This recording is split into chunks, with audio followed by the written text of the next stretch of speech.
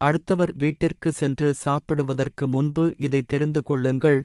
அவசியம் இல்லாமல் நாம் அடுத்தவர் வீட்டில் உண்ணுதல் கூடாது. அப்படி சாப்பிட்டால் சல்லியன் கதைதான். யாரு இந்த சல்லியன் தெரியுமா? தெரியும் என்றால் மிக்க மகிழ்ச்சி, தெரியாது என்றால் தொடர்ந்து பாருங்கள். மகாபாரதக் கதை தெரிந்தவர்களுக்கு சல்லியன் யார் என்று தெரிந்திருக்கும். ஆனால் எதற்காக அவன் கௌரவர்கள் பக்கம் சேர்ந்து அவர்கள் சார்பாக போர் புரிந்தான் என்பது பலருக்கும் வியப்பாக இருக்கும். சல்லியன், நகுலன், சகாதேவன் இருவருக்கும் தாய் மாமன். பாண்டவர் தந்தை பாண்டு மன்னனுக்கு 2 மனைவியர். மூத்தவள் குந்தி, அவளுக்குத் தர்மன், பீமன், அர்ஜுனன் என 3 புதல்வர். 2வது மனைவி மாத்தரி, அவளுக்கு நகுலன், சகாதேவன் என 2 புதல்வர். மாத்திரியின் உடன் பிறந்தவன் சல்லியன். அவன் பேராற்றல் படைத்தவன். வில்லாண்மையாலும் வாளாண்மையாலும் அவனை யாரும் வெல்ல இயலாது. தேரோட்டத்திலும் வல்லவன்.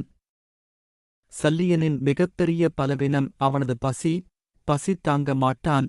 பசி வந்துவிட்டால் இடம் பொருள் எதையும் பார்க்க மாட்டான். சாப்பிட ஆரம்பித்து விடுவான். அந்த சல்லியன் தன மருமக்களுக்குப் போரில் உதவுவதற்காக தன பெரும்படைகளுடன் வந்து கொண்டிருந்தான். செய்தி அறிந்த துரியோதனன் எப்படியாவது சல்லியனைத் தனக்கு உதவியாக்கிக் கொள்ளுதல் வேண்டுமென்று எண்ணினான். சல்லியன் நெடுந்தூரம் வந்தமையால் அவனும் அவன் படைகளும் சோர்ந்து போயினர். படைவீரர்கள் தாகத்தாலும் பசியாலும் துடிக்கலாயினர்.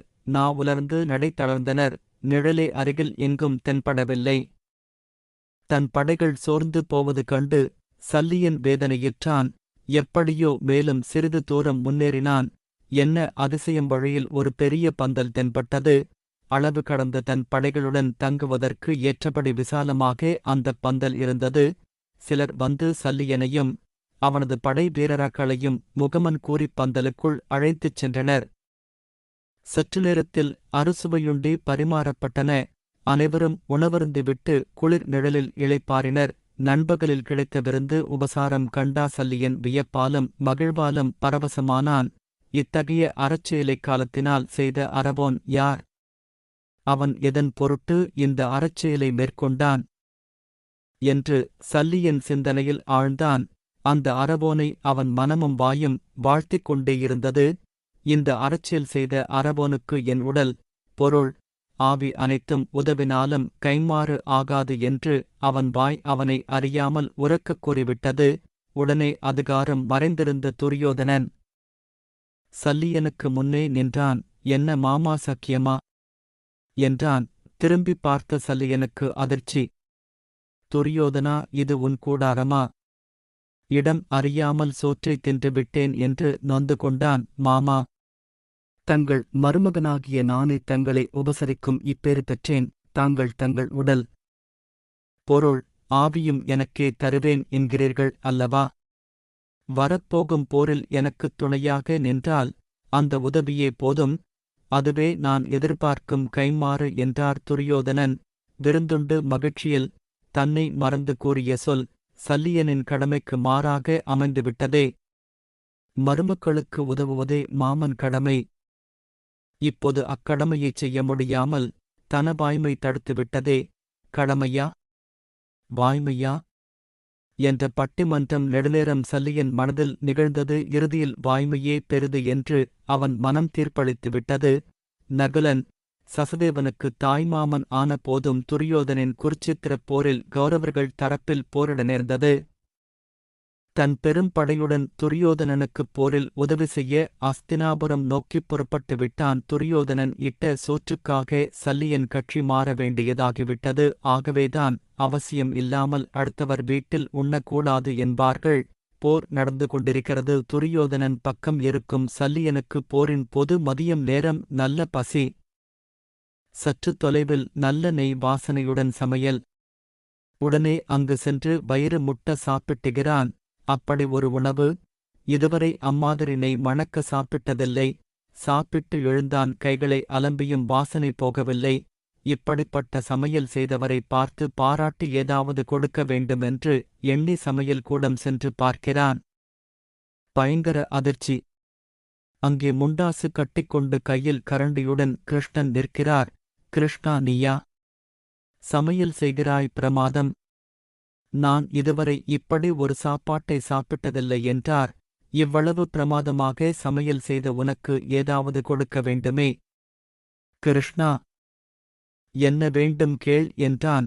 கிருஷ்ணன், எனக்கு எதுவும் வேண்டாம், உன் ஆசிர்வாதம் போதும் என்கிறான். இல்லை இல்லை, ஏதாவது கேள் என வற்புறுத்த, கிருஷ்ணன் புன்முறுவலுடன், நீ தேரை ஒட்டும் பொது ஒரு சக்கரத்தை பள்ளத்தில் இறக்கி ஒரு நொடியில் அதை மேலே ஏற்றி ஒட்டுவாயே.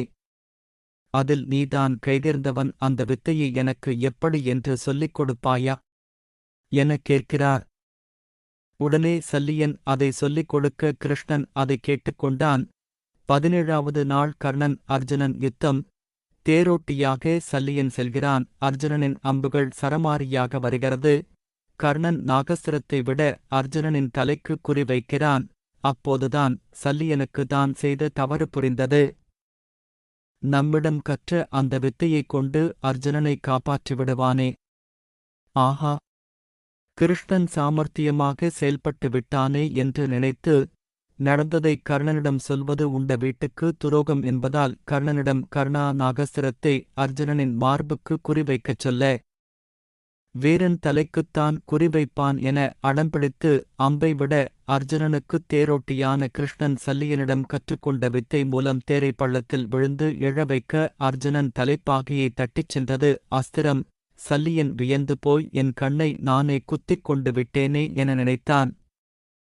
சல்லியன் மீண்டும் கர்ணனை எச்சரிக்கை 2வது முறையாக, இப்போதாவது மார்புக்கு குறிவைக்கச் சொல்ல, கர்ணன் தன தாய்க்கு செய்த சத்தியத்தின்படி ஒரு முறைக்கு மேல் அதை விடுவதில்லை என்பதால், உன் வேலை தேரோட்டுவது மட்டுமே, அதை மட்டும் நீ கவனி என சல்லியனை பார்த்து சொல்கிறான். இம்முறை கர்ணனின் தேர்ச்சக்கிரகம் சகதியில் மாட்டிக்கொண்ட போது, தேர் ஓட்டுவது மட்டுமே என் வேலை, சகதியில் விழுந்தால் தூக்குவது என் வேலையல்ல எனக் கூறி கோபம் கொண்டு தேரை விட்டு இறங்கி சென்று விட்டான் சல்லியன். கர்ணனே சக்கரத்தை தூக்கிவிட முயற்சிக்கும் போது கிருஷ்ணன் உபதேசப்படி கர்ணன் மீது அம்புகள் பாய, கடைசி வரை கர்ணன் சாகாதிருக்க, அவன் தர்ம பலன்கள் அவனை சாகவிடாமல் தடுப்பதால் கிருஷ்ணன் கர்ணன் செய்த தர்ம புண்ணியங்களை தானமாக பெற்ற பின்பே மரணமடைந்தான். நீதி தேவையில்லாமல் அடுத்தவர் வீட்டில் உண்பது கூடாது. அதனால்தான் மகளை கொடுத்த மருமகன் வீட்டிற்குச் சென்றால் கூட இன்றளவும் காய்கறி, அரிசி, இனிப்பு வகைகள் இவற்றைக் கொண்டு போய் கொடுத்த பின்தான் சாப்பிடுவது வழக்கம். வெற்றுக்கியை வீசிப்போய் சாப்பிட்டு கடன் படக்கூடாது. இந்த வீடியோ உங்களுக்கு பயனுள்ளதாய் இருந்தால் இந்த சேனலை சப்ஸ்கிரைப் செய்யவும், உங்கள் நண்பர்களுக்கும் ஷேர் செய்யவும். நன்றி.